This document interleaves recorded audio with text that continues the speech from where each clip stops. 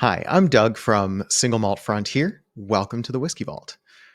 Today's whiskey is McCarthy's Oregon Single Malt, single barrel number 701, aged 6.71 years in a rum cask, or 6 years, 8 months, 15 days, if you like. This whiskey is, in many ways, the story of my involvement with the whiskey industry and the existence of the Single Malt Frontier podcast at all. But we'll get to that. First, I'm going to tell you a bit about the whiskey. Then I'll tell you a bit about how it came to be.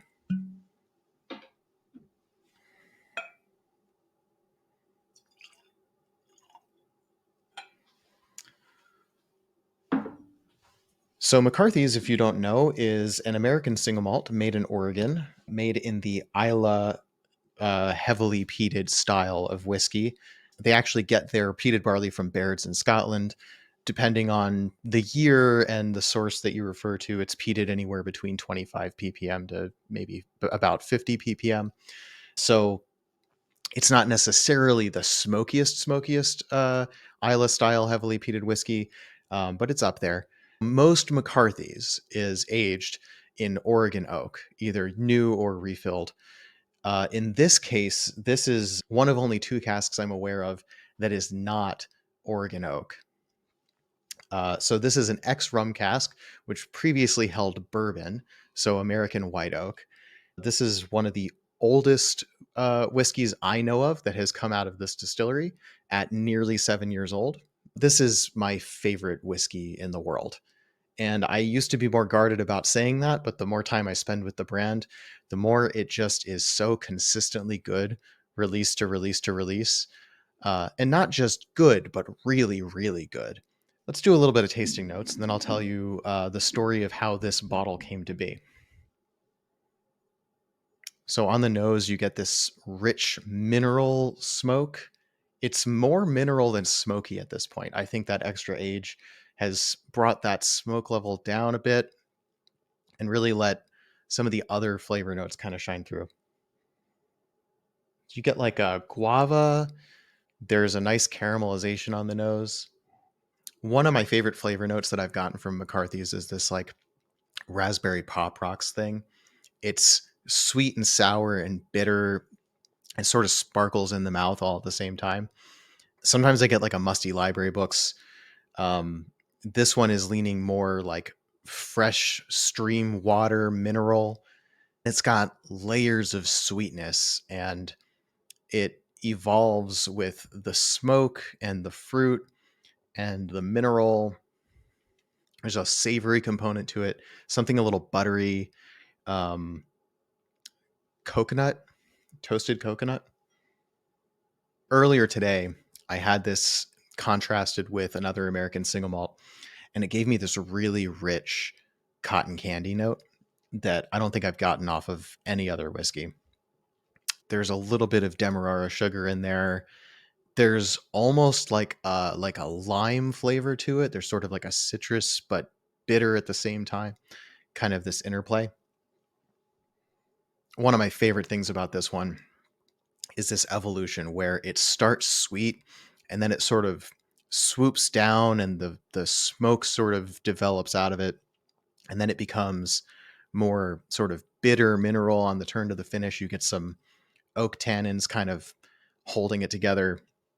You get a second wave of tropical fruits, and it sort of brings you out with this long tail of this mineral quality.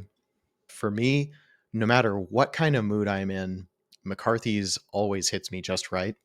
And this is one of the best McCarthy's that I've ever had. So let's talk a bit about how this whiskey came to be. So this particular whiskey is a barrel pick for the Single Malt Frontier podcast. If you want to find out more about the behind the scenes and how that all came to be, you can find all of that on the YouTube channel.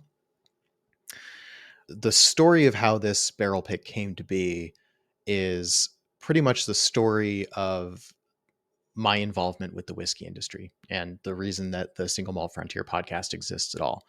So back in early 2021, after I had been reviewing whiskey for about 3 or 4 months at that point, I joined an online community called the Whiskey Lodge, which is referenced on our the sticker that's on the bottle. The current head distiller of Clear Creek Distillery had also just recently joined. He showed up in voice chat one day and he was drinking his own whiskey. I went out and bought my first bottle of McCarthy's, which happened to be one of my favorite whiskey at the time. I tried Balcones Single Malt and a Lost Lantern American Vatted Malt. Every American Single Malt that I was trying just kept impressing me. As an amateur reviewer, I was seeing that American Single Malt whiskey didn't have a ton of coverage in the category. So I thought that reviewing American Single Malt would be a way that I could have an impact on the industry in a category that I loved. I forget who exactly suggested it, but somehow the idea came out I should write a book. And that for me meant that I was going to go do primary research. I was going to go do interviews with the producers who were making the stuff that I wanted to cover in the book. We got the idea that we would like to do a barrel pick. And if we were going to do a barrel pick, it should be with our favorite brand of American single malt whiskey. It just felt appropriate. Joe sent us some samples, and among those samples was a sample of this barrel back when it was not quite 4 years old, over 3 years ago. And at that time, it wasn't ready. There wasn't quite enough barrel influence in it. It was a little bit young and raw, hadn't quite developed the richness of flavor profile that we'd like to have.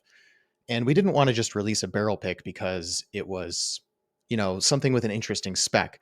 We wanted to release something that was not just special, not just good, but something that could potentially be our whiskey of the year, right? One of the best whiskeys we've ever tasted, which definitely seemed within the realm of reason for McCarthy's.